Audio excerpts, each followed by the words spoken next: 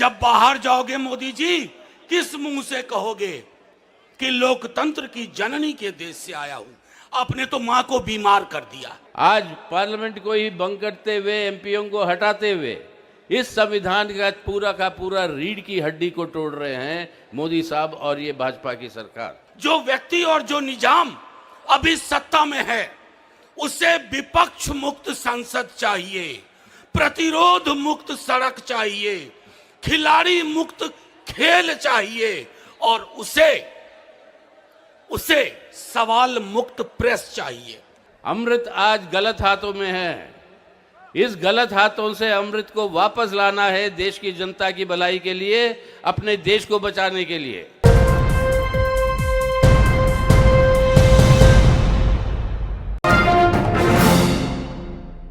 बस एक बात कहूंगा, चूंकि नाम किसी का नहीं ले रहा हूं, ये सिर्फ व्यक्ति नहीं है, कई वर्ष इस गणतंत्र के आपके समक्ष, इस गणतंत्र के अच्छे क्षण के ये गवाह हैं और इस गणतंत्र में जो विसंगतियां आई हैं उसके भी गवाह हैं। तो ये मैं आरंभिक टिप्पणी मैं शुक्रिया अदा करना चाहता हूं इंडियन नेशनल कांग्रेस का कि बहुत शॉर्ट नोटिस पे उनकी दिल्ली कमेटी ने, दिल्ली यूनिट ने ये मीटिंग बुलाई। मैं शुक्रिया अदा करना चाहता हूं आप सबों का और मीडिया के साथियों का। साथियों, लोकतंत्र नहीं बचेगा तो आपका माइक, आपका चैनल, आपका संवाद भी नहीं बचेगा। इसलिए इस खतरे को आप भी समझिए। जो व्यक्ति और जो निजाम अभी सत्ता में है, उसे विपक्ष मुक्त संसद चाहिए, प्रतिरोध मुक्त सड़क चाहिए, खिलाड़ी मुक्त खेल चाहिए और उसे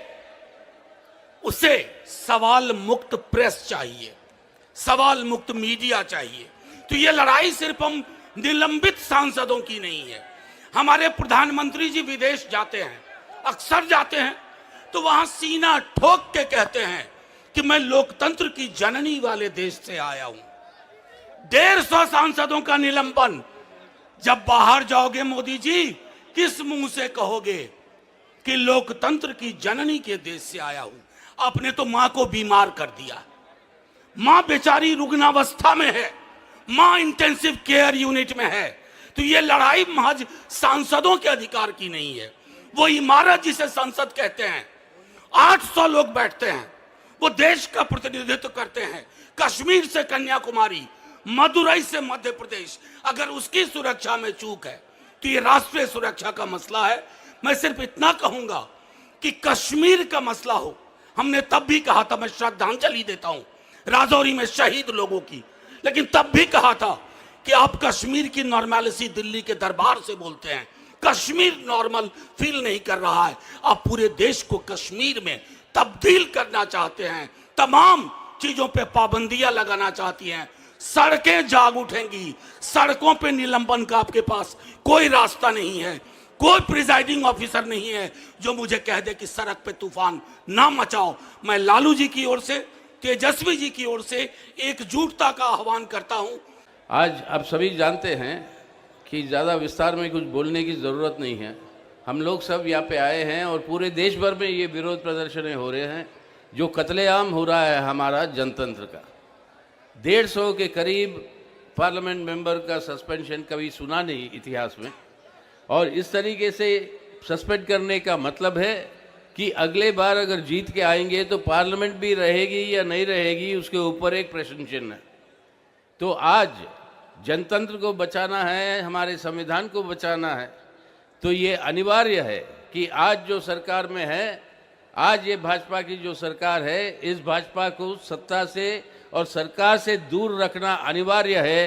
तभी अपना भारत को हम बचा पाएंगे और उसी संकल्प लेने हम यहाँ पे आए हैं। हम आज हमारे भारत और संविधान को बचाएंगे और ये बचाने का काम, हमारे संविधान का पहला शब्द क्या है? हम लोग, यानी देश की संप्रभुता हमारी है, यानी लोगों की। और ये संप्रभुता किस तरीके से हम लागू करवाते हैं? हम चुनते हैं हमारे प्रतिनिधि और वो प्रतिनिधि बनाते सरकार की जवाबदारी है पार्लियामेंट को और एमपीओ की जवाबदारी है लोगों को। ये है संविधान का सारांश। आज पार्लियामेंट को ही भंग करते हुए, एमपीओ को हटाते हुए इस संविधान का पूरा रीढ़ की हड्डी को तोड़ रहे हैं मोदी साहब और ये भाजपा की सरकार। तो आज उनको सत्ता से हटाना जरूरी है। और उनकी प्रचार जो है कि अमृतकाल आ गया है और आने वाले समय अमृतकाल और आएगा, तो याद करिएगा ये अमृत की पैदाइश ही होती कैसे। विष्णु पुराना कहता है कि समुद्र मंथन जब चल रही थी तब अमृत का कलश जो है उभर कर आया। सब लोग बैठे हुए थे कि उसको हासिल करने के लिए, और पहला ये अमृत का कलश चले जाता है गलत लोगों के हाथ में। अब गलत लोगों के हाथ से अच्छे लोगों के हाथ में कैसे ले आना, वो एक और कांड है विष्णु पुराना का, वो समय जब आएगा तब बताएंगे। लेकिन आज हम उस मुकाम पर खड़े हैं। अमृत आज गलत हाथों में है। इस गलत हाथों से अमृत को वापस लाना है देश की जनता की भलाई के लिए, अपने देश को बचाने के लिए। तो सही अमृत काल अगर लाना है तो आज जो अमृत गलत हाथों में पहुंचा, उन गलत हाथों को सत्ता से दूर रखना है, उनको अपने सरकार से दूर रखना है, और ये हमारा संकल्प है।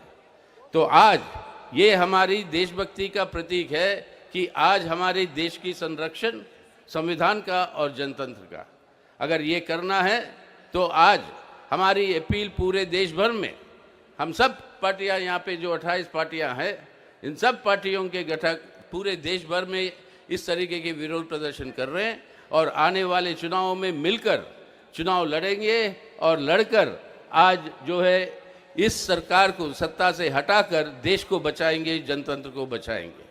तो इसलिए मेरे साथ आखिर में ये नारा दीजिएगा आप सभी लोग। मैं कहूँगा जुड़ेगा भारत, आप कहेंगे जीतेगा इंडिया।